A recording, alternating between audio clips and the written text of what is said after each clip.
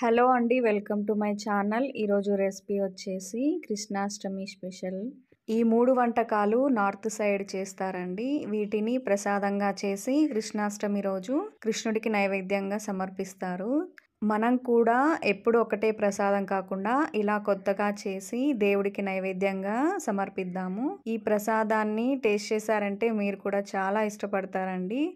ఈ 3 ప్రసాదాలంటే కృష్ణుడికి ఎంతో ఇష్టమండి. వీటిని మనం 10 నిమిషాల్లో ఈజీగా చేయొచ్చు. ముందుగా ధనియాలతో ధనియా పంజీరీ చేద్దామండి. ముందుగా ఒక పాన్ పెట్టుకొని హీట్ అయ్యాక ఒక హాఫ్ కప్ ధనియాలను తీసుకొని ఫ్రై చేసుకోవాలండి. ఎక్కువ ఫ్రై కాకూడదు.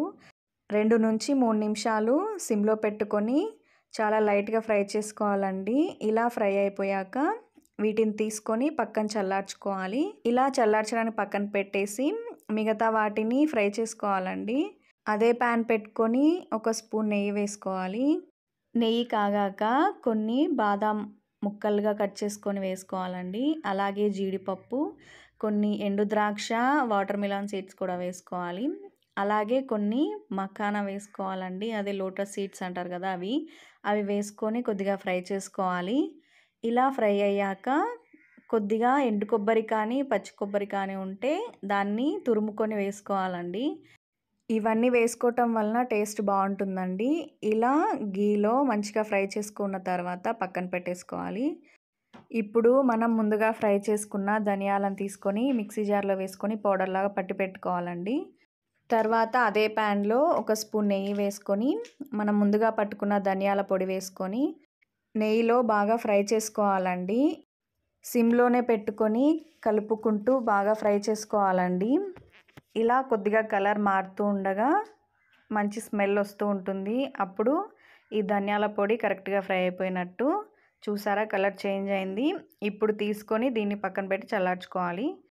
చక్కెర పొడిని తయారు చేసుకోవాలండి. ఒక హాఫ్ కప్ ధనియాలకి పావు కప్పు చక్కెర అయితే కరెక్ట్గా సరిపోతుంది. ఒక ప్లేట్ తీసుకొని అందులో మనం ముందుగా వేయించిన డ్రై ఫ్రూట్స్, కొబ్బరి మిశ్రమాన్ని వేసుకోవాలి. అలాగే వేయించిన ధనియాల పౌడర్ని కూడా వేసుకొని చక్కెర పౌడర్ కూడా వేసుకోవాలండి. ఇలా మొత్తం 3 బాగా కలిసేలాగా బాగా కలుపుకోవాలి. ఈ ధనియాల పౌడర్కి, డ్రై ఫ్రూట్స్కి చక్కెర బాగా పట్టాలండి. అప్పుడే టేస్ట్ బాగుంటుంది. ఇలా మొత్తం బాగా కలిసేలాగా బాగా కలుపుకోవాలండి. ఈ రెసిపీని మనం ఇంట్లో స్టోర్ చేసుకున్న ధనియాల పొడితో లేదా ప్యాకెట్ పొడితో చేయొద్దండి. ఇలా మనం ఫ్రెష్గా ధనియాలను వేపుకొని చేస్తేనే ఈ టేస్ట్ బాగుంటుంది.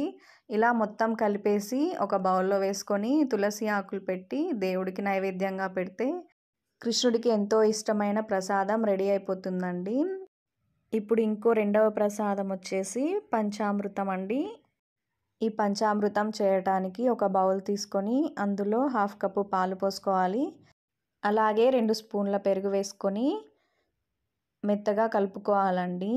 ఇలా కలిపేశాక ఒక 2 స్పూన్లు చక్కెరను వేసుకోవాలి.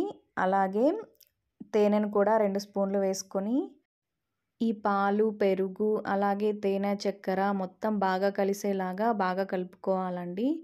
ఇలా మొత్తం కలిపేసి ఇందులో మఖానా అండి, అదే లోటస్ సీడ్స్ అంటారు కదా, అవి వేసుకొని తులసి ఆకులు వేసి బాగా కలుపుకుంటే పంచామృతం రెడీ అయిపోతుందండి.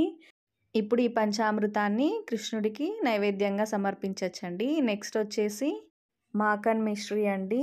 వెన్నలో చక్కెర పొడిని కలిపి తయారు చేస్తారండి.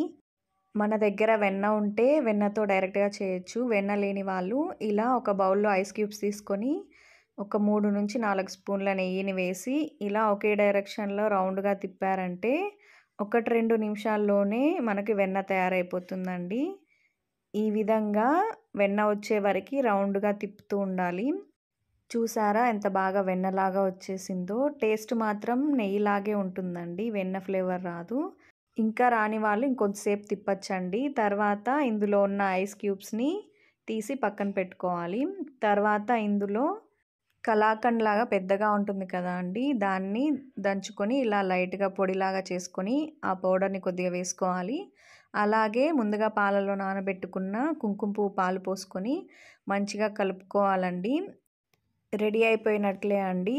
ఇప్పుడు దీన్ని ప్రసాదంగా పెట్టుకొని పైన నచ్చిన డ్రై ఫ్రూట్స్ వేసుకొని అలాగే కొద్దిగా కుంకుమ పాలు పోసుకొని మిశ్రీ కొంచెం చల్లుకొని అలాగే పైన కొద్దిగా కుంకుమ పువ్వు రెక్కలు పెట్టుకోవాలండి.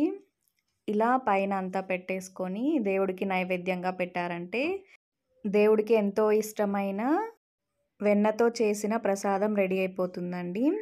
ఈ వెన్న అంటే కృష్ణుడికి ఎంతో ఇష్టం కదా. ఇలా 3 కొత్త రెసిపీలను తయారు చేసి దేవుడికి నైవేద్యంగా పెట్టొచ్చు. ఇంట్లో ఉన్న వస్తువులతోనే ఈజీగా తయారు చేయొచ్చండి. బయట కొనాల్సిన అవసరం ఏమీ లేదు.